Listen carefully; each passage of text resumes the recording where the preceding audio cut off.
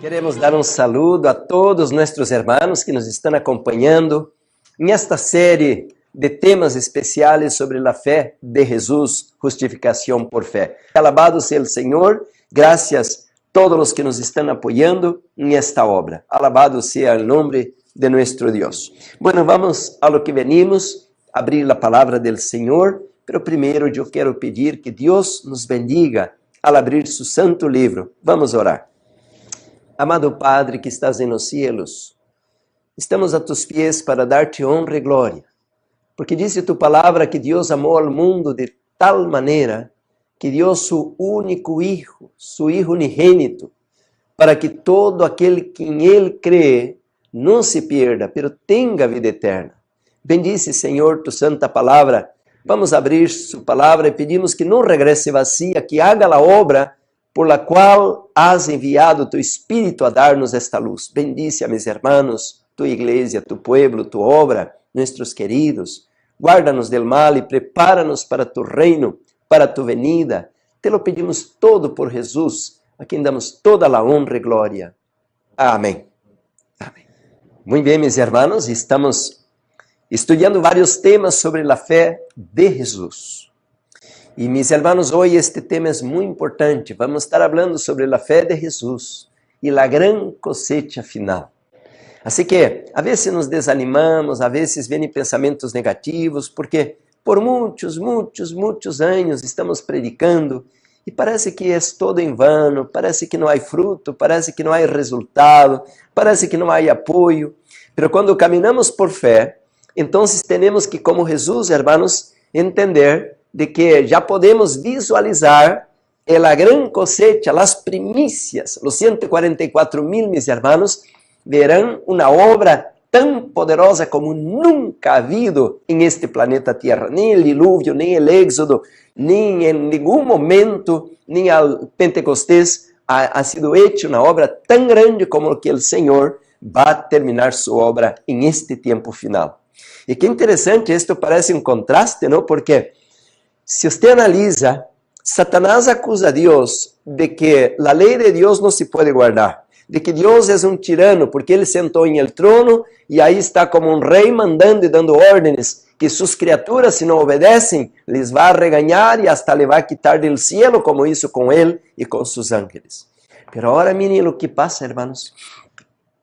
O Senhor não solamente vai a dizer a Satanás e a los ángeles caídos, pero também a todo o universo, que su ley, mis hermanos, no solamente puede ser guardada, pero será guardada, pero no por ángeles en el cielo que son santos, perfectos.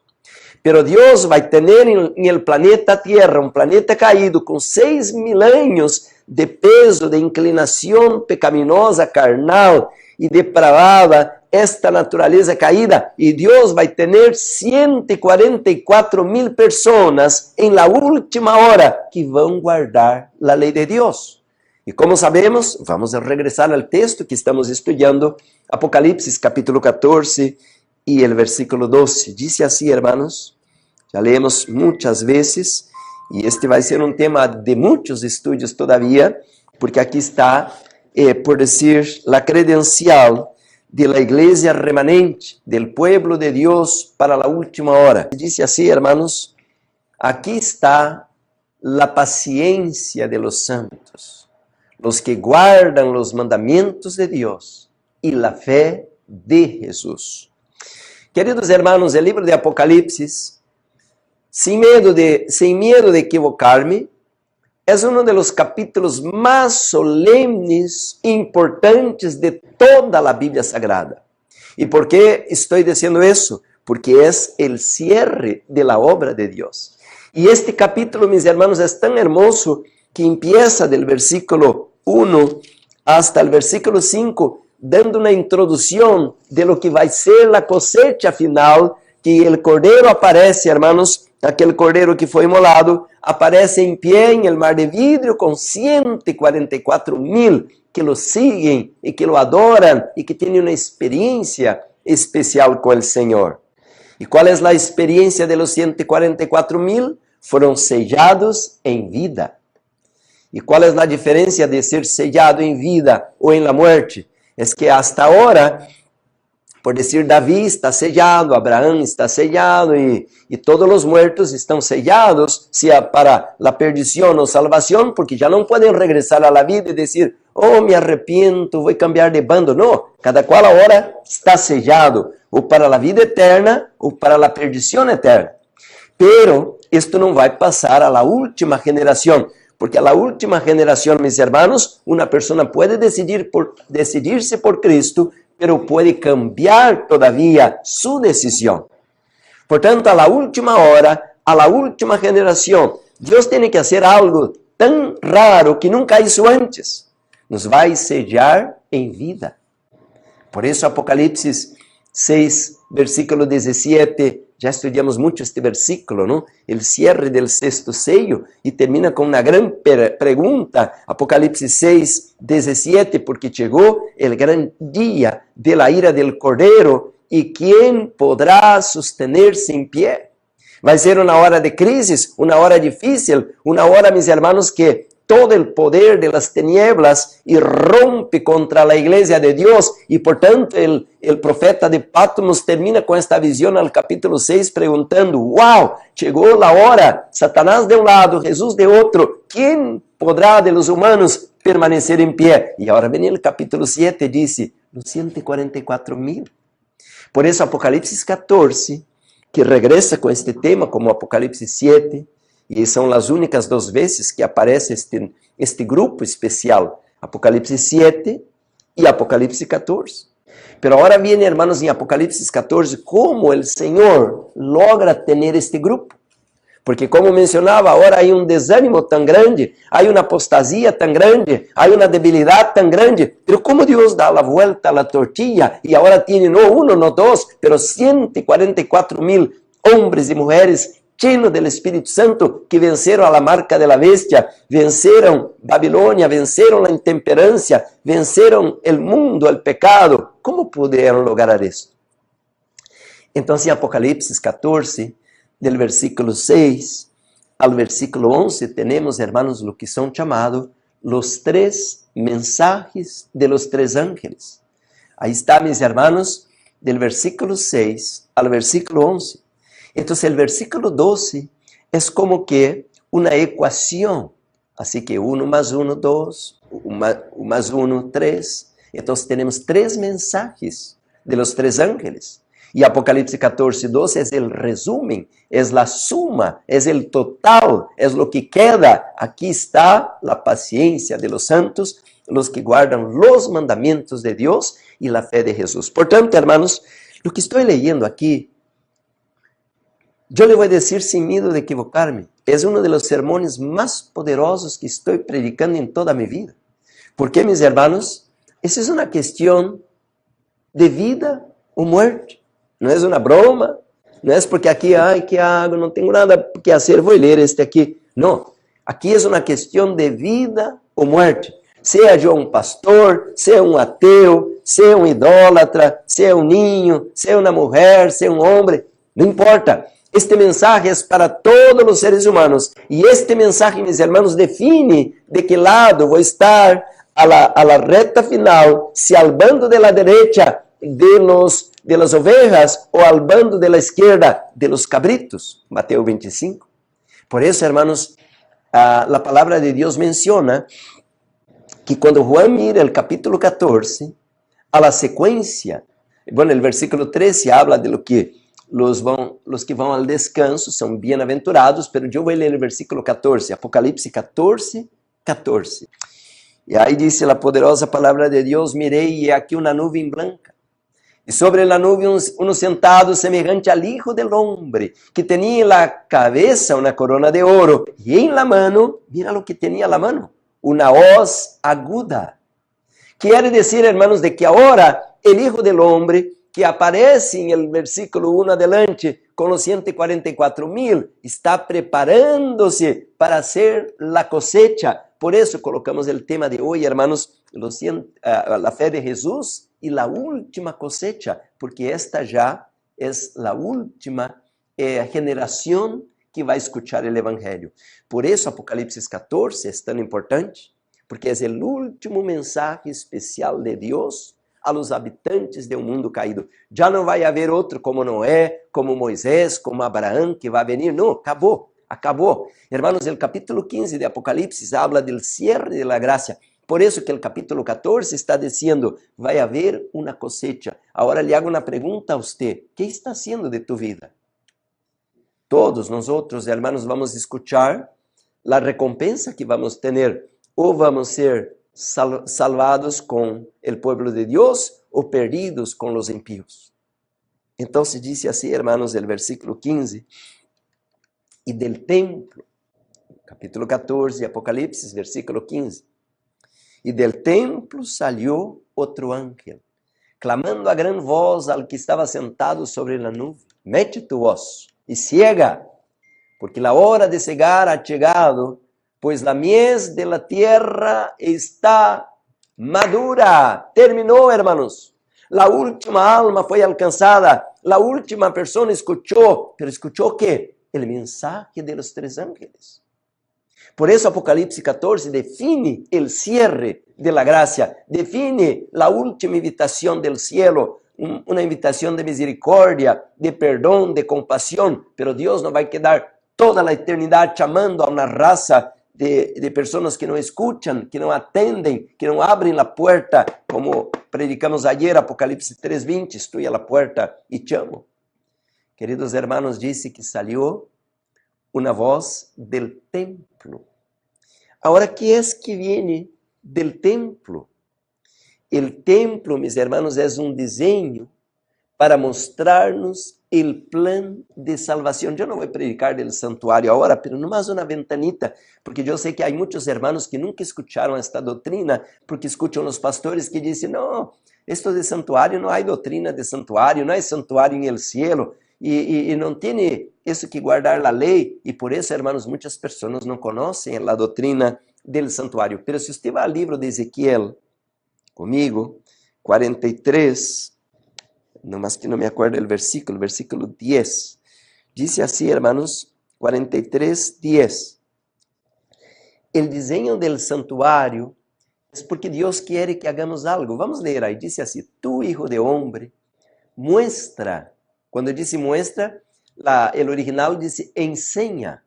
Muestra a la casa de Israel o enseña al pueblo de Dios esta casa. ¿Cuál casa? ¿De qué está hablando? El santuario.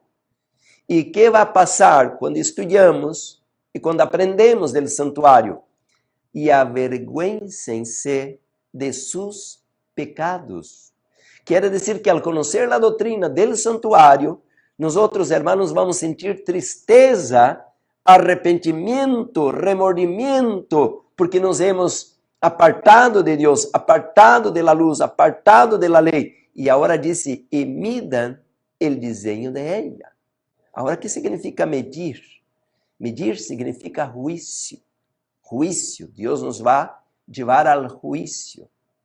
Usted va a decir, no, pastor, ese es el Antiguo Testamento. Usted está leyendo allá algo para Israel. Ya no hay nada que ver con nosotros. Hermanos, pero el apóstol Pablo era un rabino. Y él, mis hermanos, él entendía lo que estamos leyendo en Ezequiel, mucho más que yo y usted y todos los teólogos juntos. Por eso, él habla de Jesús como la esencia del santuario, del juez de toda la tierra. Jesús es el Cordero, es el sumo sacerdote y es el juez. Entonces, 1 Corintios, el apóstol Pablo dice así, el capítulo 1, versículo, a ver cuántos versículos vamos a leer aquí porque no puedo leer mucho, dice así, versículo 30, 1 Corintios, capítulo 1, versículo 30. Mas por él, está hablando de Jesús, mas por él estáis vosotros en Cristo Jesús, el cual nos ha sido hecho por Dios sabiduría, justificación y santificación. Miren, mis hermanos, qué tremendo. Y dice, y redención. Quiere decir, hermanos, de que a través del santuario, ahí tenemos las 3 partes, hermanos, que viene el conocimiento, la sabiduría, y tenemos la palabra justificación, santificación y redención, o pudiéramos usar la palabra también glorificación. Entonces, atrio, justificación, lugar santo, santificación, y lugar santísimo, redención o glorificación. Por tanto, mis hermanos, el libro de Ezequiel habla que cuando una persona contempla el santuario se avergüenza de sus pecados. ¿Por qué? Porque ahí era donde moría el cordero. Porque en el santuario era donde era derramada la sangre de un animal inocente.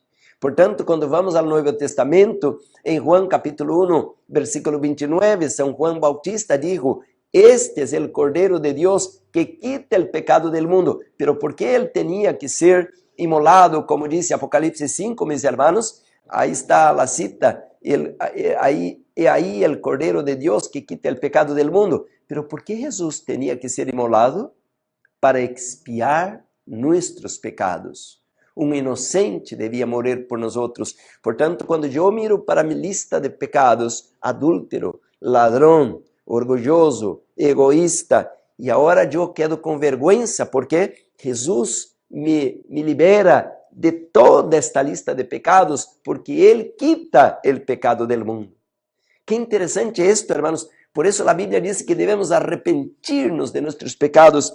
Aquí en el libro de Hechos, dice el capítulo 3, abra conmigo la palabra del Señor al capítulo 3.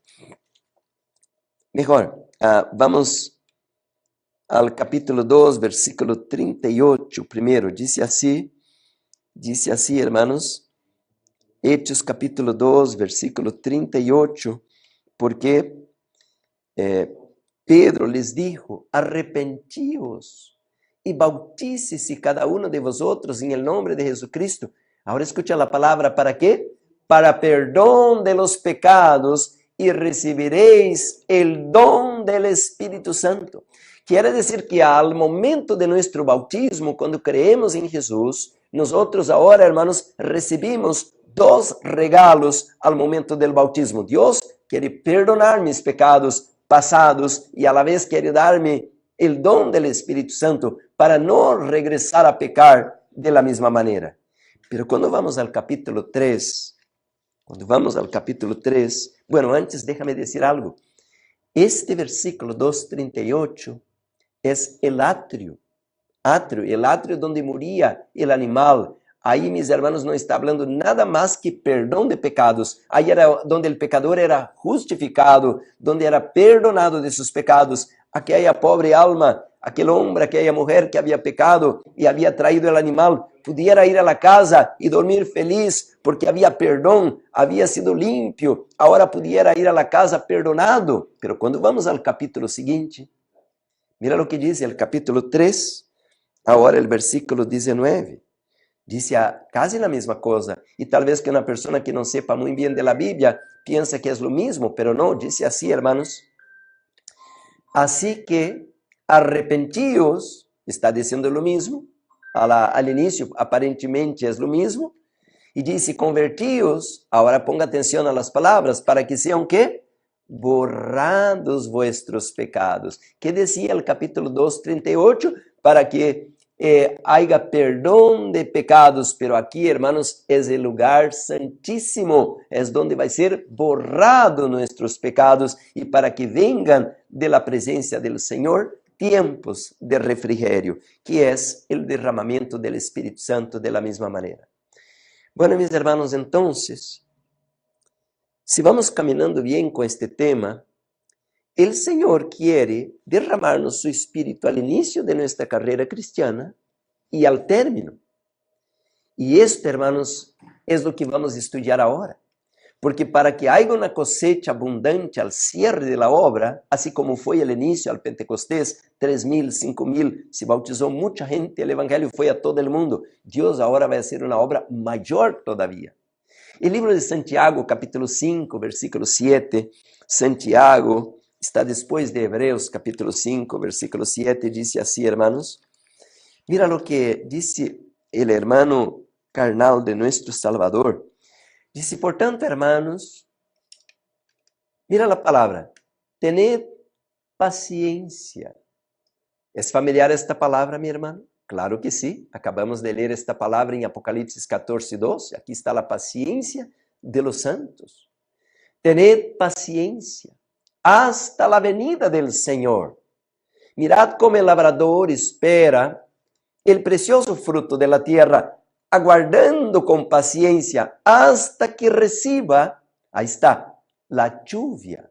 Hermanos, la lluvia es el símbolo del Espíritu Santo y hay la lluvia temprana y la lluvia tardía. Hay dos lluvias, una que está en Hechos 2:38, cuando yo acepto a Jesucristo, tengo el perdón de mis pecados pasados, toda una vida de locura, de rebelión. Dios me perdona mi pobre ignorancia, mi locura de hacer cosas malas. Como dice Ezequiel, el Señor quiere que me avergüence de mis pecados. Pero hay una otra lluvia, que es la última, que es la lluvia tardía. En portugués decimos la chuva, es la lluvia. Serodia y temporã son palabras distintas, pero lo mismo. Esta palabra temporã es la lluvia, mis hermanos, que viene a regar la tierra, a producir el crecimiento de la planta, pero viene el aguacero al tiempo del fin para madurar el grano. Por tanto, dice, tened paciencia. Por eso leía al libro Conflicto de los Siglos y en algunos temas pasados que la santificación es una obra progresiva. Pero debemos, hermanos, entender que esta obra, aunque es progresiva, no puede ser abortada. Y la iglesia está abortando esta obra ahora, diciendo, no hay esto de que podamos vencer el pecado y que vamos a ser santos enquanto Jesús no venga. Por eso, y que estoy leyendo, hermanos, que la palabra de Dios menciona que debemos aprender a perseverar. La palabra paciencia o perseverancia parece que van ahí al mismo rumbo. Perseverar, porque mis hermanos, el Señor quiere hacer una cosecha muy grande en este tiempo del fin. Creo que voy a hacer otro tema al futuro, hablando de por qué un ángel acelera el Señor. ¿Y cuál es este ángel? Apocalipsis 18, el cuarto ángel. Pero ahora no voy a entrar en ese tema, es hermoso, hermanos. Qué triste que las iglesias no estudian nada de esos temas, nada. No saben nada de esos temas y por tanto, gloria, aleluya, todo culto y a la casa a pecar, a comer de todo, a hacer locura. Hermanos, tenemos que ahora venir a Jesús. Él es nuestro pastor, Él nos va a guiar a toda luz, a toda verdad, como dice el libro de Juan 1:9, Él nos quiere iluminar, Él es la luz verdadera, Él es nuestro supremo pastor, debemos seguirlo a Él, Él nos va a iluminar con su santa palabra. Ahí está el versículo, dice, que hay a luz verdadera, está hablando de Jesucristo, el sol de la justicia, y que alumbra, ¿qué? A todo hombre venía a este mundo. Queridos hermanos, entonces, el Señor está diciendo en su palabra de que debemos tener paciencia, y debemos tener perseverancia, porque va a haber una cosecha. Pero mis hermanos, tenemos que entender que debemos madurar. No podemos quedar un granito todo tiempo a la tierra. El libro de Marcos, si usted viene conmigo al libro capítulo 4 de Marcos, versículo 28 y 29, mira lo que dice las palabras inspiradas. Marcos capítulo 4, versículo 28 y 29, dice así, hermanos, porque de suyo lleva fruto la tierra, primero hierba, luego espiga, después grano lleno en la espiga. Mira, esta traducción aquí hay una otra que dice más clarito, hermanos, que la tierra siempre va a producir fruto, pero ahí se entiende también, porque de suyo lleva fruto la tierra, primero hierba, luego espiga, después grano lleno en la espiga, versículo 29. Y cuando el fruto está maduro, ahora mira, ponga atención a la palabra. Y cuando el fruto está maduro, enseguida se mete la hoz, porque la siega ha llegado. Entonces, hermanos, ahora, si esto tiene sentido, lo que estoy leyendo, ¿por qué Jesús no vino todavía? Porque allá en Apocalipsis yo acabo de leer que Él ya está con la hoz en la mano. Él ya quiere pasar la herramienta para hacer la cosecha, pero ¿por qué no lo hace? Será que ele está sentado allá feliz, mirando a desgraça na terra, tanto huracán, temporal, terremoto, e abuso de ninho, e tanto sofrimento, hambruna? Será que ele está feliz contemplando este mundo e não quer venir por capricho? Não, é que não está madura a terra. E agora lhe hago uma pergunta, hermanos, ¿de quem é a responsabilidade? Hermanos, hay que entender este tema, porque desde ayer estou dando vários temas explicando esto. E quando nós leímos, hermanos, o livro de Mateus, Jesus contou uma parábola, parece que está no capítulo 25, venga comigo. Aqui diz assim, hermanos, Mateus capítulo 25, déjame, versículo 1. Entonces el reino de los cielos, 25:1. Entonces el reino de los cielos será semejante a 10 vírgenes, que tomando sus lámparas salieron a recibir al esposo. 5 de ellas, versículo 2, versículo 2, 5 de ellas eran prudentes y 5 insensatas. Versículo 3 dice así, las insensatas, tomando sus lámparas, no tomaron consigo aceite.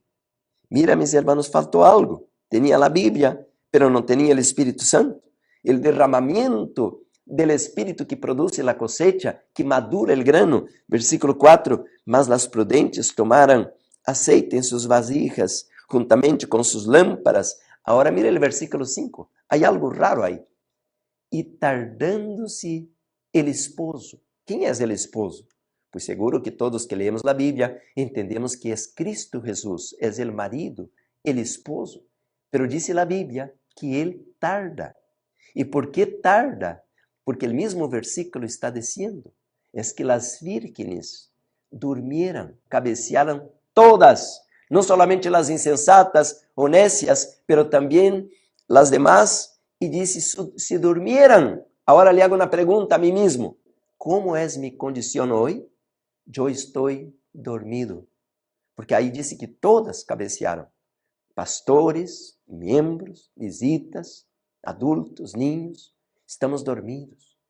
Y por eso él tardó. No es que a propósito él tardó a ver que se agrada que me llegue tarde, no. Él tardó porque ellas no estaban despiertas. Por eso el Señor no puede venir, porque no hay una cosecha, no hay nada preparado. Por tanto, hermanos, este ministerio, misión final, no criamos aquí apenas para agarrar dinheiro de la gente. Hay un propósito. Queremos, hermanos, terminar la obra, pero no solitos. Tenemos que terminar la obra juntos. La obra está al hombro de todos nosotros. Por eso ayer decía a un tema que prediqué, que tenemos, mis hermanos, ahora una responsabilidad individual y una responsabilidad colectiva. E tardando-se el esposo, não é que Jesus disse, não, a ver, que passa se eu me demoro outros 100 anos? Não, é que não há uma cosecha, não está madura la cega, el grano não está preparado.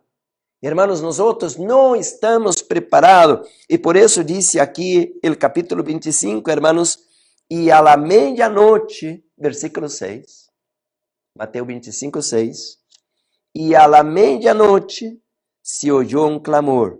Aqui vem o esposo, salir a recibirlo. Querido hermano, querida hermana, miren, se eu estou listo ou não, se eu me preparei ou não, se eu tenho o Espírito Santo ou não, em algum momento o Senhor vai venir. Por isso, meus irmãos, estamos agora chamando a tanta gente.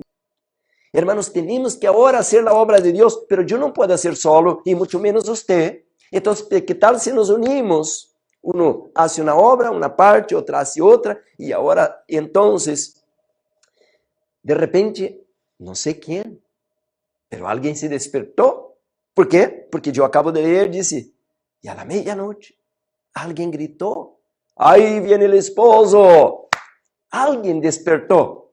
Gloria a Dios. Alguien abrió los ojos y miró así un montón de luces. Y ahora miró al lado, todas las vírgenes estaban dormidas. Y empezó a clamar, el alto clamor, el fuerte pregón tiene que venir, hermanos. Alguien tiene que despertar ahora. Permita a Dios que cuando venga el Señor, yo no esté dormido y así perdido para siempre. Queridos hermanos, este tema que estou trayendo não é um tema comum. Eu tenho mais de 40 anos de estar predicando este mensaje. Alguma vez, algum tema aí de justificação por fé, pero agora, meus hermanos, o Senhor me está abrindo os olhos. Primeiro, de que eu mesmo estou dormido, eu mesmo não estou preparado. Por isso, meus hermanos, agora devemos dar prisa, porque em este momento temos um mensagem de vida ou morte, é para o mundo. Apocalipse, hermanos, não é um livro cerrado, como dizia Daniel 12, é um livro aberto. Por isso diz Revelation, revelação, não é um livro cerrado nem encoberto, é um livro aberto, revelação de Jesucristo. Apocalipse 1:1. Diz claramente, hermanos, que Deus lhe deu para que através do ángel pudiera fazer chegar a todos nós outros. Por isso, então, nós agora devemos, hermanos, atender este mensagem. Aí está a revelação de Jesucristo, que Deus lhe deu para manifestar a seus servos as coisas que devem suceder pronto. E la declarou enviándola por meio de seu ángel a seu servo Juan. E disse assim, hermanos, este livro, vou agora a este librito aqui. Este librito se chama El Conflito de los Siglos. E disse assim este capítulo, hermanos, Jesucristo, nosso abogado. Mira, a la página 478, dice assim: Los que vivan en la tierra, cuando cese la intercesión de Cristo en el santuario celestial, deberán estar en pie en la presencia del Dios Santo sin mediador.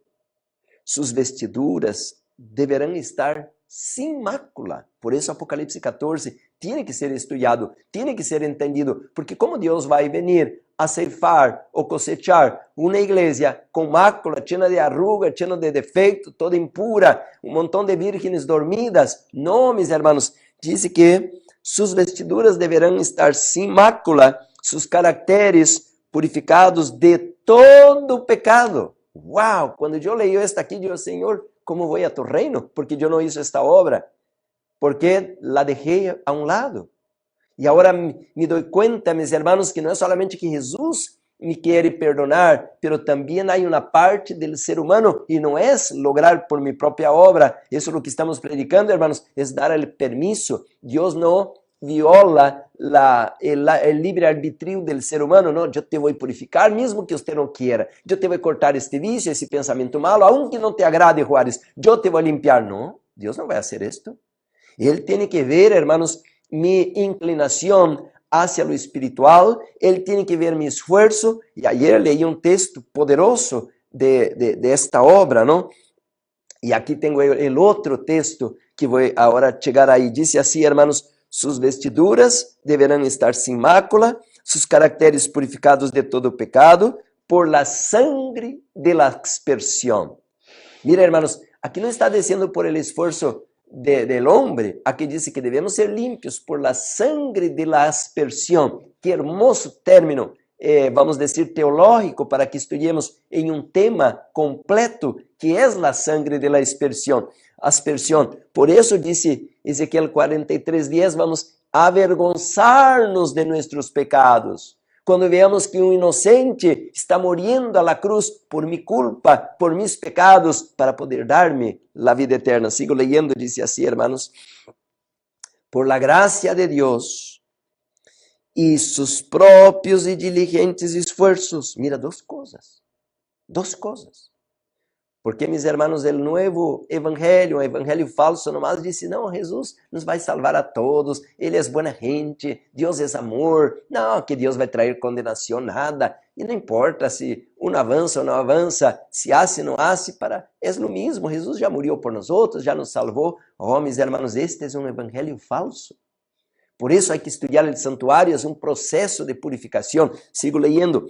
Por la gracia de Deus y sus propios y diligentes esfuerzos deberán ser vencedores en la lucha contra el mal. Mientras se prosigue el juicio investigador en el cielo, mientras que los pecados de los creyentes arrepentidos são quitados del santuário, deve llevarse a cabo una obra especial de purificación, de liberación del pecado, entre el pueblo de Dios en la tierra. Esta obra está presentada con mayor claridad en los mensajes del capítulo 14 de Apocalipsis. Miren, mis hermanos, clarito, clarito dice aquí, y tengo otro libro aquí llamado Eventos del Tiempo Final, donde la sierva de Dios dice así, mis hermanos, al respecto de este capítulo 14. Dice, el mensaje es carta 28, 17 de febrero de 1900, Eventos del Tiempo Final, página 175. Dice, el mensaje del tercer ángel debe ser dado al mundo em forma direta e clara. Alguns han pensado que é melhor preparar o caminho lentamente para apresentar o tema del sábado. Hoje à tarde vamos falar um tema del sábado à la luz de la guerra cósmica entre Cristo e Satanás. E isto, mis hermanos, é o centro del mensaje, el sábado. Seu pastor, usted agora é legalista? Não, hoje à tarde vamos ver isto quando apresentemos este tema. Dice, el mensaje de la verdad del sábado debe ser proclamada a voz en cuello, como lo dice el capítulo 58 de Isaías. Y en Apocalipsis 14 leemos, y el tercer ángel lo siguió diciendo a gran voz, si alguno adora a la bestia y a su imagen, y recibe su marca en su frente o en su mano, este también beberá del vino de la ira de Dios, vaciado puro en la copa de su ira, y será atormentado con fuego y azufre ante los santos ángeles y ante el Cordero. Versículo 9 y 10. Así que este capítulo 14 no es una broma, no es, mis hermanos, una novela, esto es algo en serio, lo que estamos leyendo aquí en esta página. Ahora dice así, este mensaje abarca los dos mensajes anteriores. Se lo presenta en alta voz, es decir, con el poder del Espíritu Santo. La impresión causada por este mensaje será en proporción el fervor con que se proclame. Hermanos, a la luz de esto, entonces, ahora, nosotros debemos presentar este mensaje a la luz del mensaje de los tres ángeles. Y eso es lo que estamos hablando. Entonces, miramos, hermanos, de que hay una cosecha en este momento que Dios quiere hacer. Y el sábado es como la pedra de toque de lealtad, porque está al centro de la ley. Por eso, hermanos, en este momento tenemos que enseñar toda la verdad, toda la doctrina. Y el mundo, al levantar un decreto dominical que ordene la observancia de un día falso, se coloca en problemas con el mismo dueño de la ley, el legislador, el que crió la ley.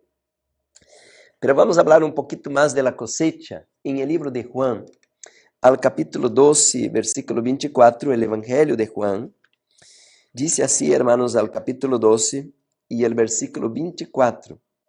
Juan 12, 24. De cierto os digo, que si el grano de trigo no cae en la tierra y muere, queda solo. Pero si muere, lleva mucho fruto. Hermanos, Jesús está hablando de él mismo, al capítulo 12, de su propia muerte. Pero también nosotros, como Jesús, debemos tomar para nosotros y aplicar la misma ley. De cierto digo, que si el grano no cae en la tierra, no produce nada. Pero si cae en la tierra, va a producir mucho fruto. Quiere decir que la iglesia, entonces, no va a terminar la obra si no cae en la tierra para producir mucho fruto. Pero ¿qué tiene que hacer a la vez que cae en la tierra? Morir. Por eso, hermanos, ahora, este mensaje de Apocalipsis 14 es un orden que nosotros debemos morir al mundo, morir al pecado, morir al yo. Por eso Pablo en Gálatas 2:20 dice, ya no vivo yo, Cristo vive en mí. Esta es la hora, mis hermanos, que debemos permitir que el Señor pueda brillar en nosotros. Dice, con Cristo estoy juntamente crucificado y ya no vivo yo, mas Cristo vive en mí. Y lo que ahora vive en la carne, lo vive en la fe del Hijo de Dios, el cual me amó y se entregó a sí mismo por mí. A ver, hermanos, si estamos entendiendo bien este tema. Este tema es un tema duro, porque está diciendo que si yo no caer en tierra como lo hizo Jesús, Él murió. Y su muerte produjo una cosecha de todos los años, desde el inicio de este mundo hasta el final. Quiere decir, hermanos, que nosotros para participar de la última cosecha, también debemos morir al yo. Aquí tengo un libro, El deseado de todas las gentes, este libro. Y a la página 625 dice, página 625, por el Espíritu de verdad, obrando por la palabra de Dios, es como Cristo subyuga a sí mismo a sus escogidos. Al escribir a sus discípulos la obra y el cargo del Espíritu Santo, Jesús trató de inspirarles el gozo y la esperanza que alentaba su propio corazón.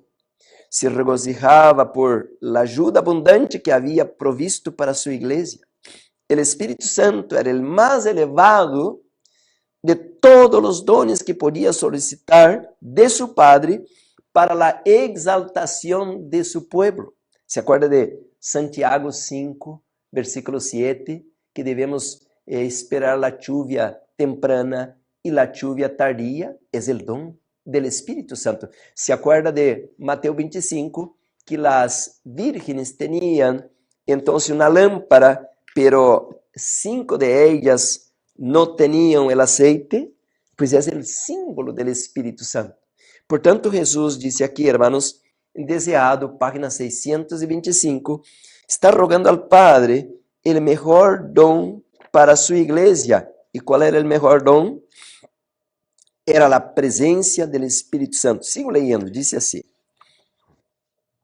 Dice, el Espíritu Santo era el más elevado de todos los dones que podía solicitar de su Padre para la exaltación de su pueblo. El Espíritu iba a ser dado como agente regenerador. Hermanos, esta palabra es súper importante porque el evangelio falso, ahora que ha entrado en las iglesias, no hay ninguna regeneración. Yo me bautizo y 10 años después sigo lo mismo, haciendo todo lo que hacía antes. Hablo de la misma manera, como la misma comida, uso la misma ropa, tengo los mismos amigos. Este evangelio moderno no transforma, no cambia y por tanto, mis hermanos, el mundo no puede ser impactado con una iglesia dormida. Entonces, mis hermanos, nosotros miramos que hoy hay un montón de gente diciendo, cayó Babilonia, pero se comporta de la misma manera que Babilonia. Sus modales, su temperamento, sus palabras, su corazón, todo igual de Babilonia. No hay un cambio. Por tanto, aquí dice que el Espíritu Santo va a ser dado como un agente regenerador. Quiere decir que va a reconstruir, que va a limpiar, que va a levantar este tabernáculo, este templo que está derrumbado, que soy yo. Sigo leyendo, dice aquí. Y sin esto, el sacrificio de Cristo habría sido inútil. El poder del mal se había estado fortaleciendo durante siglos y la sumisión de los hombres a este cautiverio satánico era asombrosa. Ahora escucha, el pecado podía ser resistido y vencido. Esto entra en contradicción con este evangelio falso que dice que no podemos vencer las inclinaciones pecaminosas porque tenemos un pecado original en nosotros. Esto es errado, hermanos. Si podemos y debemos vencer. Sigo leyendo. El pecado podía ser resistido y vencido únicamente por la poderosa intervención de la tercera persona de la divinidad, que iba a venir no con energía modificada, sino en la plenitud del poder divino. Queridos hermanos, gloria a Dios. El Espíritu es el que hace eficaz lo que ha sido realizado por el Redentor del mundo. Por el Espíritu es purificado el corazón. Por el Espíritu llega a ser el creyente partícipe de la naturaleza divina. Cristo ha dado su Espíritu como poder divino para vencer todas las tendencias hacia el mal, hereditarias y cultivadas, y para grabar su propio carácter en la iglesia. Hermanos, aquí está algo tremendo, tremendo, porque siempre he escuchado así, que Jesús es como el sol y nosotros la iglesia como la luna. Entonces nosotros reflejamos la luz que viene del sol. Pero esto parece que está un poco lejos de la verdad.